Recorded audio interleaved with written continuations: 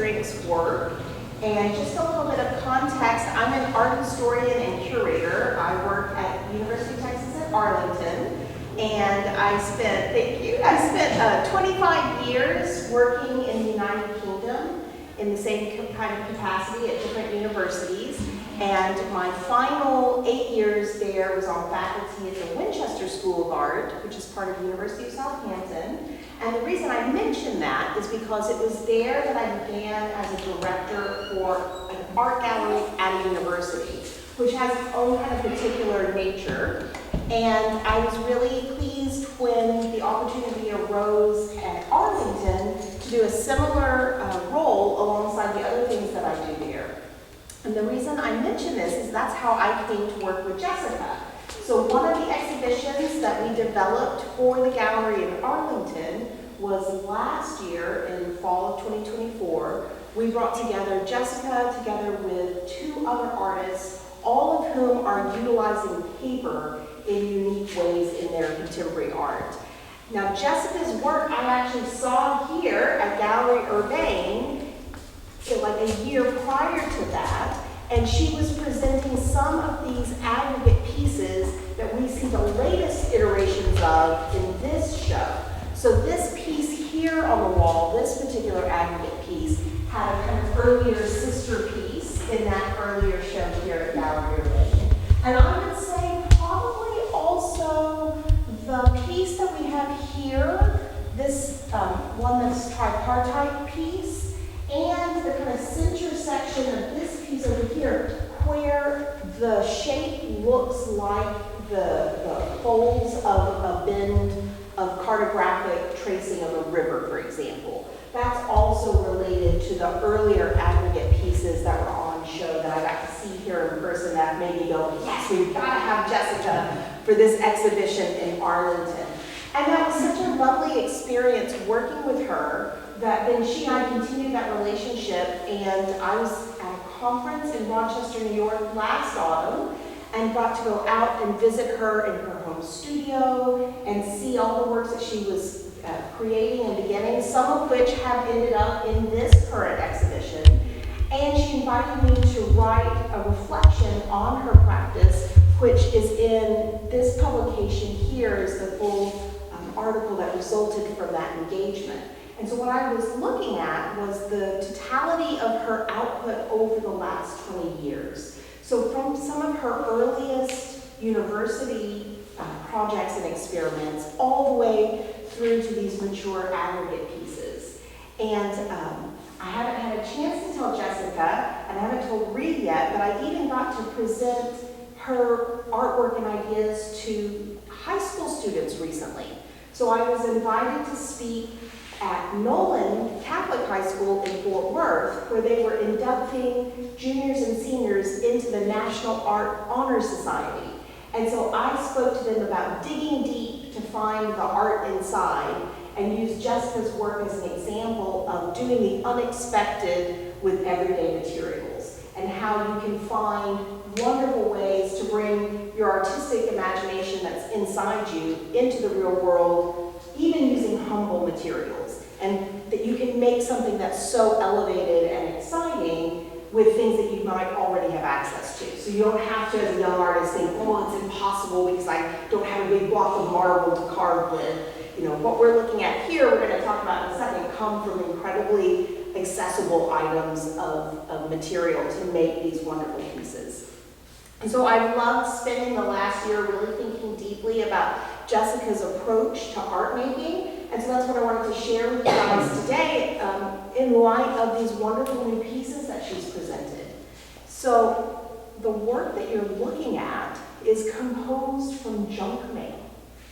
So direct mailings, catalogs, credit card offers, adverts, coupons, any kind of unsolicited mail you can imagine. Catalogs that show you what department stores will have on sale for Christmas, all of these different things she accumulates as the raw material, and she works with an assistant to start gluing and compressing and clamping. And then, as she's bending them and starting to shape them, over time they will harden. She has used wax to make her binding agent. She's glue also, pieces. yeah, and the glue, and she's also started working with plaster to pour in for some of the results that we see here. But then she uses a hand sander to start shaping them into these pieces that can often end up looking like a cross-section of organic material. Or they can start to look like a geological excavation of some kind of stone, some great unearthing. And what I love about these in this particular iteration are the greater pops of color that she's incorporated this time, which this is really a kind of a turn of events for Jessica, because previously she's used very kind of monochromatic and natural tones that have tended to stay in the register of grays and browns and beiges and whites. But now we can see lots of pinks and blues and purples that haven't featured previously in the striation of color. And I think it's beautiful. It's really exuberant. But what's so lovely learning about her work is this very clever approach that she takes, where she thinks about these humble everyday materials she's going to appropriate for the artwork, but thinks cleverly about how to put them in dialogue with their sources, with their points of origin. So a great example is she has some sculptural pieces called implement. And when you look at implement, you look like, what's this stone that I'm seeing? This interesting stone that looks like it's been cut like you would cut an agate to reveal the amethyst inside. But when you're looking inside, it's yellow. It's this very particular kind of orangey yellow. And you start looking more closely and you go, oh, good gracious, these are pencils. These are normal, everyday writing implements we all know from school. They're bulk, mass-produced pencils. And so what she's done with those is she has, and in fact, let me show you a picture. She has taken them and glued them together. Here's an example in the front here. And she has created this 3D shape that looks a bit like a stone. She's taken the sander to the outside of the glued assemblage of pencils, and she sanded it down until the lead, the graphite that's in the center, is exposed and all of the painted wood shaft is removed from this outer shell.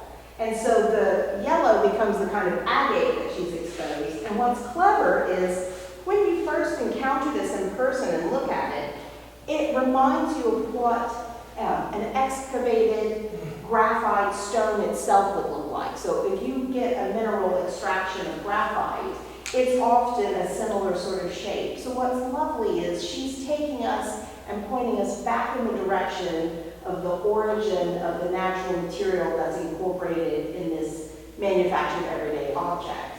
And many of her works make this kind of trompe-l'oeil, make this kind of clever, quasi, or ironic appropriation, and will elevate something back towards its natural origin. So let me find another example here to show you, which is called circulation. And here it is.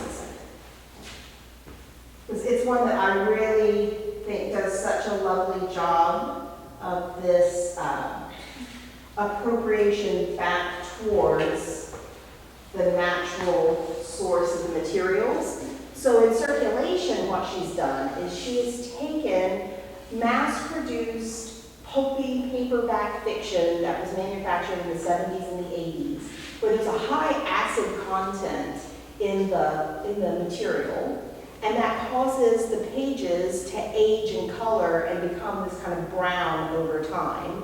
And once again, she has torn them into strips, glued them together, and formed them and sanded it to make this sculptural piece that hangs on the wall that looks like the cross-section of a tree, like the trunk that's being cut into the section that head to the pulping mills in Canada, where they would produce that brown wood stock that was used to manufacture all of those like Danielle Steele novels in the 80s. Because what she's done is she's taken books that were in circulation at libraries, for example, but have fallen out of fashion. And so the usage reports will indicate these aren't really in demand with our audience anymore. They haven't been circulating for quite some time. So the library will deaccession them and make them available to the public. And often, like book clubs will have many, many copies when a book's very popular, and then maybe the library only wants to keep one. So they've suddenly got 10 copies of a book, a paperback to get rid of. So that's where Jessica will swoop in and say, great, I'll have all of those, thank you very much. And then uses those books that have fallen out of circulation to tear the strips to make the form that becomes circulation, which also implies like the circular saws that are involved in all the cutting. And it's a lovely play on words, but it gets you thinking about the ways in which we are directing natural resources for these things that become part of our everyday fabric of life that we take for granted, like Pulp Fiction, for example. And so she's done this really lovely work where you get mindful of how she's intersecting with traditions of minimalist sculpture, with conceptual art practices, especially around appropriation of everyday materials to repurpose for her art. And I think what's interesting is the way in which that helps her artwork connect with our own thinking about the impact that we make on the environment. And so the way I've thought about it is in relationship to the term the Anthropocene, which while that didn't end up becoming adopted as the term that we're not in a new geological age in terms of the official recognition by the scientists that oversee such things. But nonetheless, over the last 10 to 15 years, the term's been widely adopted in both mainstream media and academic parlance, so that it is the kind of accepted terminology about how do we recognize this era. Impacts of our human efforts have made such a direct relationship on the environment, both geologically, both in terms of our ecosystem, and what might that mean for the future. And so you can see Jessica's work in that same vein as very much the practice of an artist who's engaged with these questions around the Anthropocene. She does it with a lot of humor, wit. It's not overtly didactic, and it's not pedantically bound, beating you over the head with a polemical point of view. It's very appealing, but I think that it unfolds all of these multivalent messages the longer you spend with her work, and especially when you look at her work over time and you see her engagement with thinking about our everyday objects and how the future might recognize them. Will they become the kind of artifacts of tomorrow? And how might you read the say, mid-20th century to the 21st century 100 years from now? And what might we leave behind? What kinds of traces will remain? And what would a natural history museum of our era look like in the future? And so that's driven a lot of what has motivated her practice as a sculptor. And so the works that you're looking at in this iteration are part of that series of aggregates where she brings together and aggregates together all of those collected, overlooked, direct mailings of the present age, and then gives us something that looks either cartographic or archaeological or geological or even some kind of biological specimen that again gets us thinking about, well, how might we be conceptualized if we're under the microscope in the future? And so I think it's just wonderful to see, again, like I said, the things that I can recognize as innovations in the series, where she's making the tripartite piece that has the plaster involved, and she's making some really interesting choices about color incorporation, or the ways in which she's choosing to play with the form of the frame, and the way that she's involved making these separations. So if you look through her book, it takes you across the 20 years of practice, and you'll see how she's very interested in kind of minimalist composure, but then these kind of start to push the boundaries of some of those previous choices in new and very interesting directions. So I think her work continues to evolve, and it's just so joyful. She's such a lovely person. And I think her kind of Zen attitude and kindness and curiosity also comes through the work. And it's been a real delight. I just love it. I think this show's beautiful. You've done a gorgeous job on the selections, and it's really fabulous to see them in concert with each other. The very different components of this series shine in this hang. It's great. I love it. And it is the only time we get color from Yes, Jessica. that's right. It scares her a little. Well, I'm real happy if y'all have any questions that I can handle or help with. How old is the artist? She is Roughly. in her 40s. 40s? Yeah. And she always been working on abstraction, or did she, before she stumbled upon this form of expression, what was she doing? So that's such a great question. So she grew up in Montana, Okay. and she's always loved the mountainous outdoor regions. Sure. And everywhere she's gone for university has always had mountains nearby. And so I think the geological has been a real interest for her this whole time.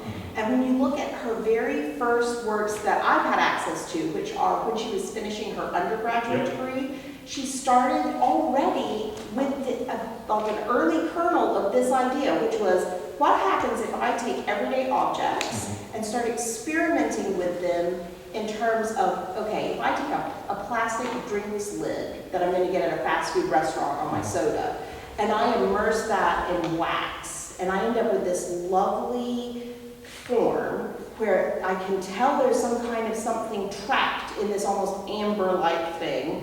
What am I looking at? Is this like Jurassic Park and that's the mosquito and the amber? Like, is this some object in a natural history museum? And then the longer you look at it, you're like, good Lord, no, it's a plastic drinks lid in wax. And she loved seeing what happens with really basic things like coffee filters, paper coffee filters, or rolls of toilet paper. And if I start generating some basic changes, whether I'm gluing things or I'm wetting them and then mashing it and letting it dry, if I'm encasing it in wax, what does that result in as a sculptural object? So she made this huge display of like a 35-foot long display of all of these objects, where she made hundreds and hundreds of these experiments. And then that generated her thinking about them as exhibits, as displays, and started exploring that notion of the Natural History Museum aesthetic. So then when she does the master's, she starts taking that further. But it's really the genesis of this same practice that she's been exploring for 2 decades now. So she's always had a sculptural twist to her. Yes, and so like her MFA was in 3D practices. Yeah. That's right. Yeah, she's been true to who she is. Absolutely. Well, and what's so cool is that it's not a one-trick pony kind of thing. You can imagine it being a bit of a cul-de-sac of like, okay, that's interesting, but then where to take it? She keeps finding another level to take the practice to. That's what's so intriguing, is that then she'll pivot and go, well, what happens if I'm interested in this form or these materials, but I'm employing a similar kind of parameters that I'm going to have as my approach? What would happen, what transformation would take place? And it takes her to new discoveries all the time. It's so cool. Thank you. Oh, my pleasure. Thank you so much.